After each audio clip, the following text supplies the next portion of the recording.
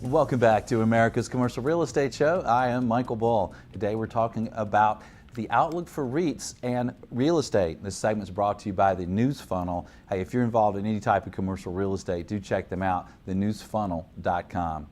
Well, my guest today is Chris Wimmer. He is Vice President and in charge of REITs with MorningStar Credit Ratings, and he's joining us on the phone today from New York. Chris, thanks for being with us. My pleasure. Well, Chris, wish we were down here in a little bit warmer weather out of the storms, but sure glad you're with us today. Thank you. So let's Wish talk. I was too. Yeah, so let's talk about REITs, Chris. It seems like real estate's been doing really well. The outlook for real estate is good. Real estate's been performing well. It seems like most every sector's been doing fine. But what about REITs? Yeah, so if you look at REITs, I mean, we can look at REIT equities. They turned in a healthy 8% on average last year, which isn't that great compared to an S&P, 21%. But if you start peeling back the layers, delving into the specific sector performance, industrial REITs, which are benefiting from trends in e-commerce and the pickup in the manufacturing activity, they were pretty close. They were 21%. Then you look at the other end of the spectrum, retail REITs, not so good. They lost about 5% on average. But in terms of performance, we had MorningStar Credit Ratings. We're in fixed income, so we tend to look at how the bonds perform, mainly on a relative basis. So if you look at credit spreads of the Morningstar Corporate Bond Index and the REIT Sector Index, they kind of tightened over the course of 2017, so that was a good thing. And from a fundamental credit perspective, REITs continue to improve balance sheets and credit profiles. Okay, and you mentioned retail REITs have kind of had the worst run last year, but it seems like overall the REITs' property performance did not suffer that well. So is some of that perception or some of that kind of forecasting? Yeah, it's really a in terms of if we look at the retail REITs, it's really a have and have not story. If you're say an A mall or an A shopping center with a grocery anchor and a really good location with all the best tenants, you're doing pretty good. But if you're a B or C quality mall in a secondary or tertiary metropolitan area, things are rough. Mm-hmm. But when we look forward, we're focused on fundamentals and property level cash flows, or what we like to call net operating income, or NOI. We expect the better performing sectors such as the industrial warehouse and specialty. And when I say specialty, think about data centers and cell tower REITs. They'll produce NOI in the high single-digit % range, maybe even low teens in some cases. The weaker sectors, such as those weaker retailers, will be challenged to produce growth in NOI, and more than a few retail REITs, we think, will face declining NOI as a result of the weak environment with respect to brick and mortar retailers. Yeah, and what do you expect for hospitality moving forward? That's a good question. If you think about average lease terms, hospitality has with 1 or 2 days is the shortest lease term. So that tends to move in line with the economy. They like the retail travel. So as the economy picks up and you have more, they like the business travel. So business travelers. So as the economy picks up and there's more business travel, they should benefit as well. Yeah, and let's talk about the economy, Chris. It must be fun sitting in your chair there in New York as you're forecasting and look at the economy with all these changes in the tax laws and the reduction in corporate rates and all the things going on with the Tax Act. So how has that changed your forecast, and what do you expect the impact to be on real estate and REITs?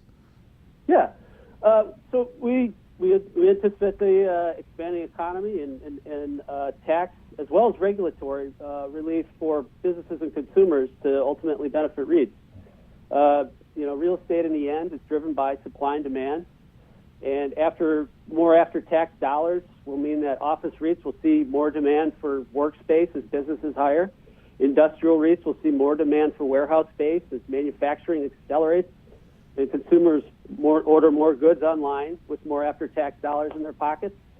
Multifamily REITs, apartment REITs that is, will also benefit as their fundamentals are tied to employment, which will remain solid under the expanding economy. Retailers, it should be noted, will benefit more on margin from tax reform as they did not enjoy some of the advantages under the prior tax regime, such as research and development shelters. So that should benefit retail REITs somewhat. Yeah, and here we are late in the first quarter, Chris. So when you look back at what you were saying, say a year from now, or projecting or seeing in the economy, seeing in real estate and REITs, how much did that adjust when a new president got in office, and then how much did it adjust in your forecasts or in the impact of what you saw from the changes in the tax laws? Well, standing back in November 2016, it was, I'd be lying if I say I wasn't a bit surprised at the outcome. So it took a little while. I mean, if I was really good at forecasting, I'd probably be doing something else. But, we had promises of tax reform. We had promises of regulatory relief. And once we really started to see that, it became clear that for all these reasons that I've cited, that things were going to get better for the economy, which, in the end will benefit REITs in the various ways that we talked about. Yeah, and it seems like everyone's expecting a correction or another correction or more of a correction. Is that around the corner in the market? Yeah, you do have a lot of people looking for the next choke point or something that's going to bring us to a screeching halt. But if you compare what's going on today to what was going on a decade ago, there's really no one sector of the economy or one sector of the markets that really seems like it's overheating to a point where it's going to cause that domino effect across the economy. Certainly, valuations are at a high at a number of touch points, but right now, I'd have to say that aside from any smaller corrections such as the ones we've seen over the course of this early part of the year,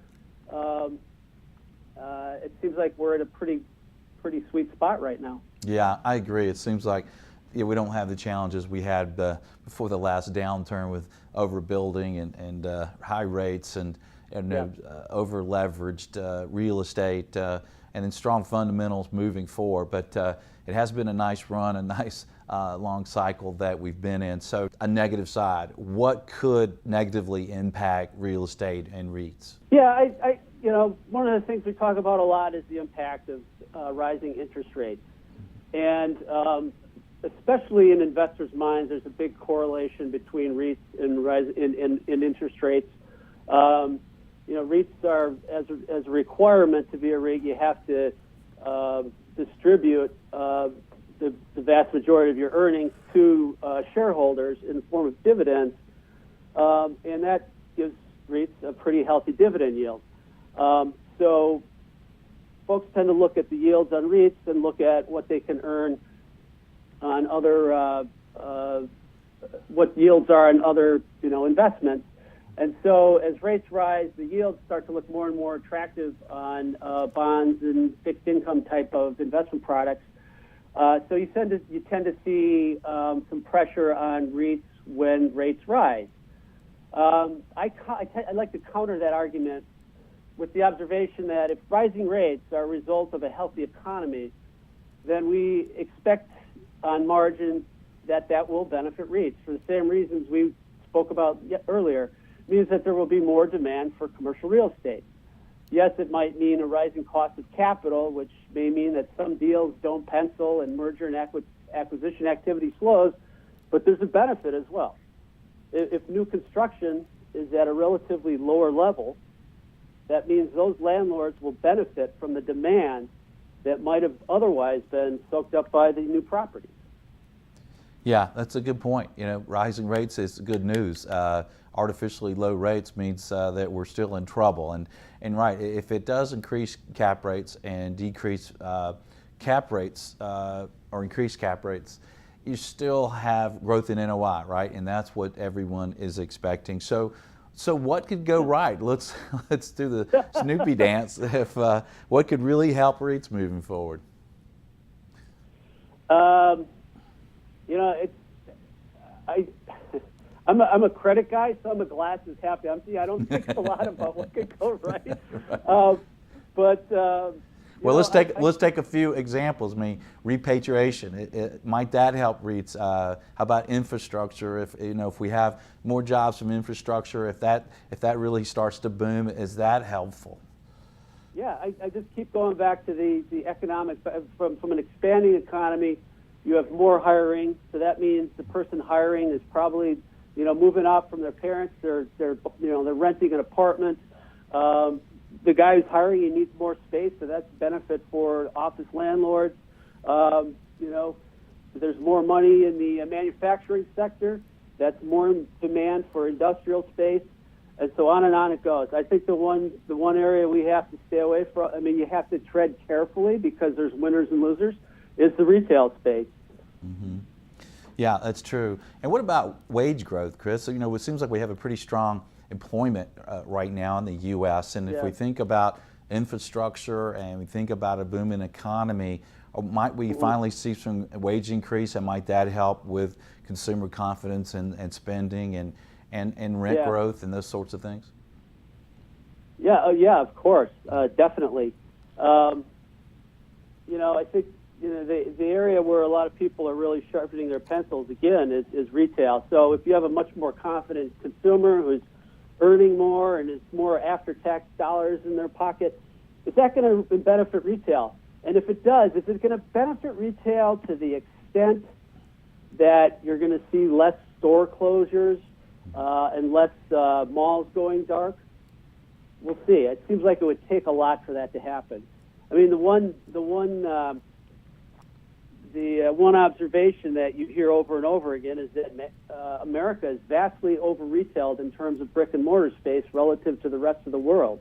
You hear 3, 4, 5 times as much. So it seems like there's a lot to play out there, and it's going to happen over a long time. It's a secular trend. It's not a cyclical trend. Yeah, that's a good point, and I think there's a lot of changes going on in retail. And interestingly, retail is usually pretty good real estate. It's well located, it's flat, it's up Main and Main, and so a lot of things moving and shaking around retail properties is pretty interesting. We sell shopping centers and retail in the Southeast, and we bring a property to market that a seller is afraid of, wants to get out of, and we've got multiple competing buyers. So it is an interesting field. So Chris, what would you leave our audience with related to a closing comment about REITs moving forward? Yeah, I would say if you're thinking about REITs, I mean it's a good liquid way to become involved in real estate. I have to be careful. SEC, NRSRO, a rating agency, so I can't make recommendations or anything. But if you're looking at REITs, I would definitely take your time, look at the balance sheet, make sure that you're getting involved with stronger REITs that have a lot of liquidity and a strong credit profile, especially if you're looking something to be involved in long term. Right. Great tips, Chris. Thanks for being with us today. My pleasure, Michael. If you like more information, just Google MorningStar Credit Ratings and you can get some more information. And thanks for joining us. What are your comments? What do you think about REITs moving forward? What do you think the sectors to invest in? And what do you think the impact of the tax changes will be on real estate and REITs? Thanks for being with us. Until next week, be sure that you always lead, learn, and laugh, and join us for America's Commercial Real Estate Show.